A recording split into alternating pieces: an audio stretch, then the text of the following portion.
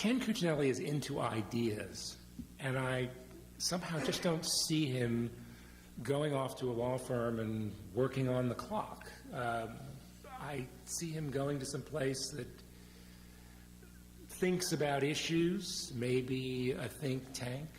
My money would be sort of where Jeff's is, some sort of conservative think tank, maybe some sort of conservative talking circuit, speeches. He remained AG because he needed the job, and I would imagine he's going to need another one in pretty short order.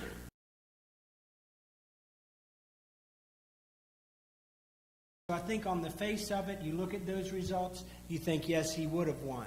But you never would know because you don't know what would have happened in that case. I do think the governor's problems would have been tied more directly to him than Attorney General Cuccinelli. And I think it would have been, Attorney General made an effort to extricate himself somewhat from that, maybe unartfully. But I don't think Lieutenant Governor Bowling could have done that at all.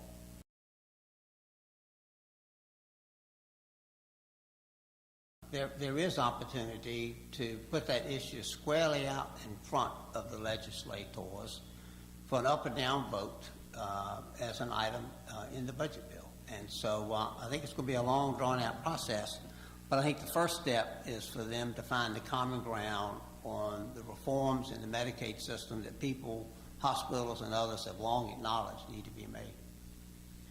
I too agree that there's opportunity here. This may be one of the areas that we can point to where there may be an ability to work across party lines to come up with some kind of agreement, in part because it really does mix up the traditional Democratic and Republican positions when you start talking about business preferences and so on. I do think, though, it's important to add to this conversation that it's going to be really hard to decouple this from the success or failure of the Obama initiatives in Washington. I think that if the Affordable Care Act continues to have the world of problems that it has with its online registration system, it's going to be very hard to convince Republicans who are not tempted to give Obama the benefit of the doubt to go along with anything that's connected to the Affordable Care Act. And so Medicaid expansion, although we could talk about it being entirely separate from the insurance mandate, the truth is that if they don't fix it in Washington, I can't imagine a compromise in Richmond.